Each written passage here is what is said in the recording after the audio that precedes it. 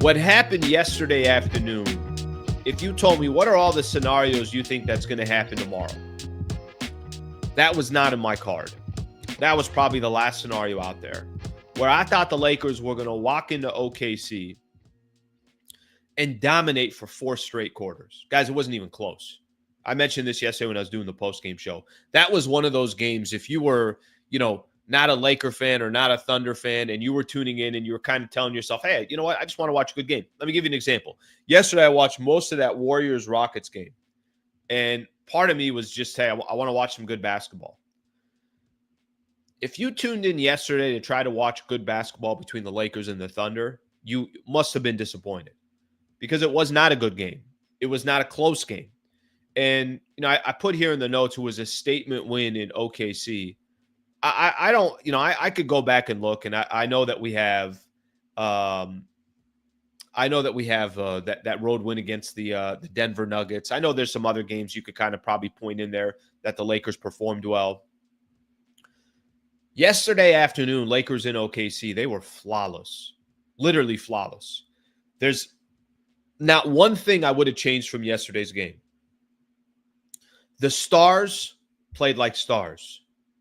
The superstars played like superstars. The defense was swarming. I mean, they made Shai Gilgeous-Alexander, Jalen Williams, go down the list of all the different players, Chet Holmgren, all the talent that the Thunder have. They made them look average. You know what OKC looked like yesterday? It's just one game. But I'll tell you what they look like for one game. They look like a very average team in the league. Just nothing special. A very average team in the league. The bench was perfect for the Lakers. You got great minutes from Dorian Finney-Smith, Jared Vanderbilt, Jordan Goodwin, Gabe Vincent. I know some of those specific players, it probably showed a little bit higher because they were hitting some threes. Thunder never had a shot yesterday. They never had a shot. And I didn't think that was in the cards. I just didn't. I didn't think the Lakers were walking into OKC and they were blowing them out. Like I said, I think coming into these two games, what you were asking for is, can you just get the split? Can you just walk away? One win for the Thunder, one win for the Lakers. You kind of move on and take your chances. Get ready for Dallas coming up on, I think they go Tuesday, Wednesday is that schedule. That was kind of the mind frame. That was kind of the thought process. That's just kind of what you assumed the Lakers were, that's what you were hoping for. Now they kind of find themselves in a position where tomorrow's game obviously becomes very, very interesting. I know the Thunder will probably, we'll see. The Thunder technically, the only thing they're still playing for is home court through the NBA Finals, them in Cleveland. While we're still talking here, I'm going to just take a quick look and I'm going to see what the difference is between them and the Cavs. Still a 2-game cushion between them and the Cavs. So we'll see what happens in regards to that. But as far as what that game means to them, I don't know. I thought I had a certain view on the Oklahoma City Thunder on Friday, and that view was changed by the time we got to Monday. They lost to Houston, and then obviously they lost to the Lakers. But back to the Lakers now, and then we'll talk about the Thunder here in just a second. I think you do overreact to last night's win. I think you should. I really think you should. And I had some people tell me in the postgame, this game didn't mean anything for OKC. Okay, that's fine. It meant something to the Lakers, and you could tell it meant something for the Lakers. And by the way, I'm not even talking about just the matchup against the Oklahoma City Thunder, standings, holding on to that number 3 spot. Lakers were very fortunate with some other results that happened in the rest of the league yesterday as well. I don't care what it meant for the Thunder. I know it meant something for the Lakers. But I also have a difficult time trying to take anything away from what the Lakers were able to accomplish yesterday. Kind of weird the last couple of days, too. Warriors get a statement win over the Lakers. Rockets get statement wins over the Thunder and the Warriors. Lakers get a statement win over the Oklahoma City Thunder. Do you guys know that 4 of the last 5 games that the Lakers have won, or they've won 4 of their last 5. Here are the opponents that they beat. At Memphis, at OKC, home against the Rockets, and then obviously you got that Pelicans win. The only loss I think they have in that mix is the loss against the Golden State Warriors. Some good W's right there. At a time where all these games are so critical, obviously a lot of big time wins. I want to play something from Brian Windhorst, who was on Greeny's show this morning, and he's going to talk about just how big, obviously this game was for the Lakers and how bad they needed it and the reasonings why they need it and everything else. But I'm going to do that in just a second. I do want to look at everybody's comments before we get started. Let's see. Golden State and Denver have been playing too well to fall too far down. Well, it's kind of crazy.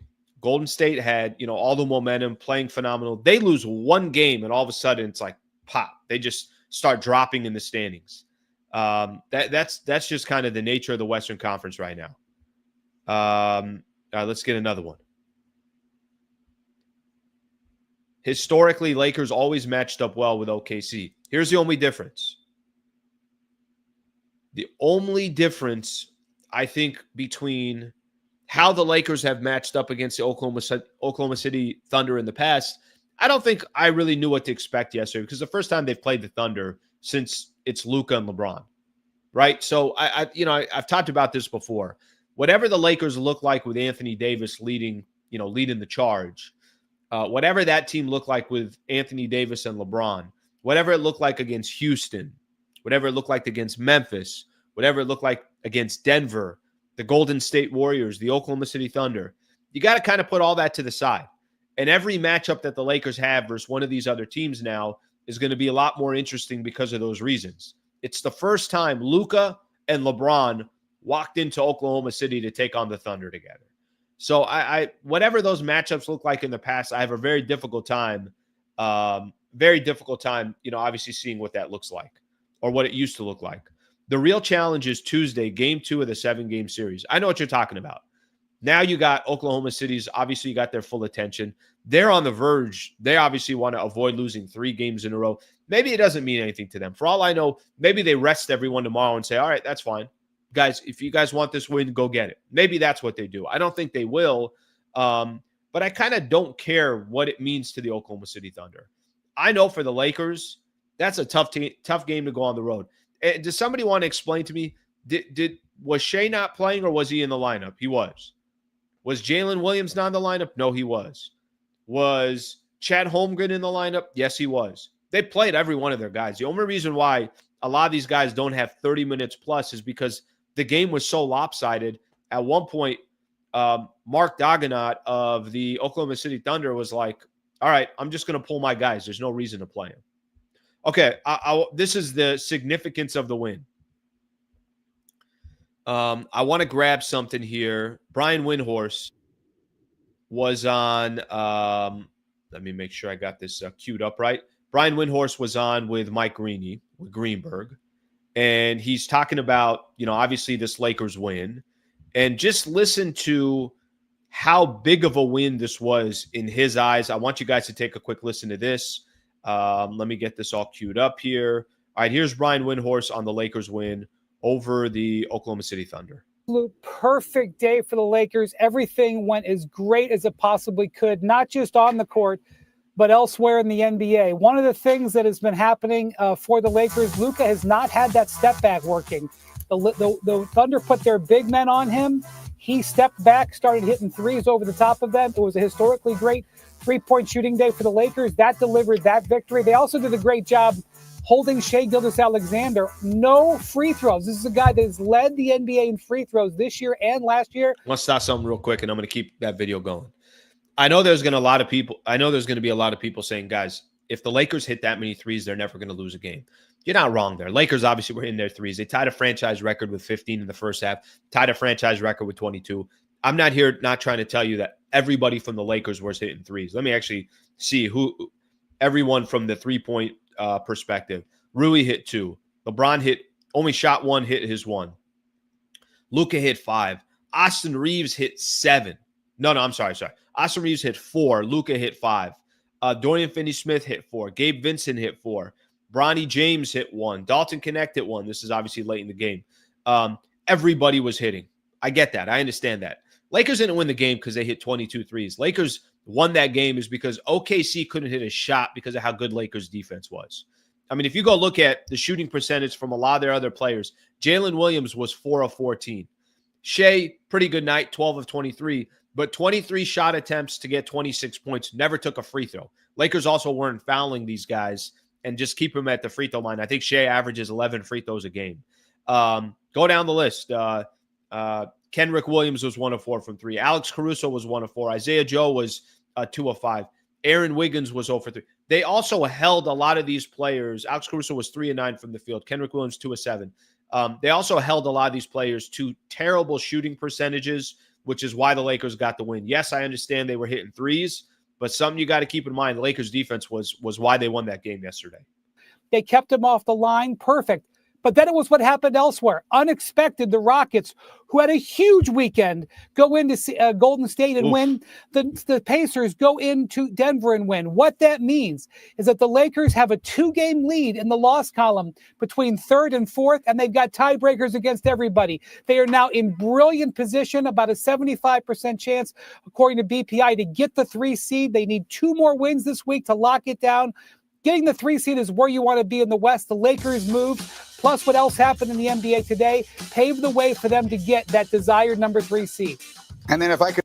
All right, we'll stop it right there. Good stuff from Brian Windhorst. Always good stuff from him. That gives you just kind of a little bit of an idea how other people are looking at this win for the Lakers. And just like I said, how significant it was for the Lake Show. That's as big of a win as you can get. I mean, you want to chalk this up any way you want. That's as big of a regular season win that you can get. And it was just it makes me think, I'm gonna transition real quick here because I think there's a couple of things. It makes me think my view of the Oklahoma City Thunder changed after yesterday. My view of the Thunder. Now, when you have as good of a record as they do, when there's so many games over 500 like they are, when they were flirting with potentially 70 wins, I think now the most they can get is 68. They're sitting at 64 wins. I'm not trying to tell you that the Oklahoma City Thunder aren't good. I'm not telling you that they can't still represent the Western Conference. But my thoughts after this weekend watching the Oklahoma City Thunder and continuing to watch the Cleveland Cavaliers kind of struggle. They're limping their way into the playoffs. They lost another game at home yesterday where everybody played against the Sacramento Kings. My thoughts on those two teams is you can have the number 1 slot in the West. You could have the number 1 slot in the Eastern Conference. Those are not locks at all. And I never thought the Cavs would be a lock because of the Boston Celtics. I think everybody just believed that, well, Boston is still Boston. By the way, they won 9 of 10. They're clicking at the right time. But the OKC thing really threw me off. OKC their last two games, they've lost by a total of 41 points. 41 points. That's interesting.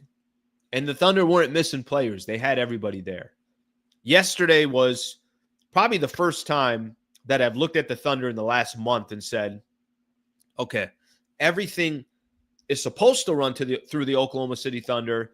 They lost by 14 against the Houston Rockets on Friday, and they followed that up with a 27-point loss to the Lakers on Sunday. And in both of those games, they were dominated. I watched part of that game on Friday night, and there was never any indication that you thought that the Oklahoma City Thunder were going to come back in that game. It just felt like Houston controlled the game. Lakers yesterday controlled the game. I know you can't allow a 2-game losing streak to take away the 64 wins that they've had this year. And I'm not trying to take it all away. But what I'm trying to say is the West is open. It's open. And for those that, and I always kind of fell on the lines of this of, well, they don't have enough experience. They don't, you know what? No, they got to get there before, you say everything runs through them. But they were mopping teams in the NBA. Their defensive rating, historic defensive rating. They got arguably the MVP in Shai Gilgeous-Alexander. I don't know what I just saw in these last 2 games, but these last 2 games, that changed my perspective about the Oklahoma City Thunder. All right, thank you very much for watching the clip. Just want to give a shout out here to one of our partners, the Wallace Firm. They are official injury attorney of the Sliwa Show and Hoops Talk, the entire channel. If you are ever in a need, and I hope you're not, but some type of serious injury with yourself or a family member of yours, I would like to personally help you by introducing you to the best in the business, Brad Wallace and the Wallace Firm. Also got a URL out here that you can use as well. Just go to wallacewins.com/Sliwa. Thank you for their partnership, and thank you for being a part of the Sliwa Show.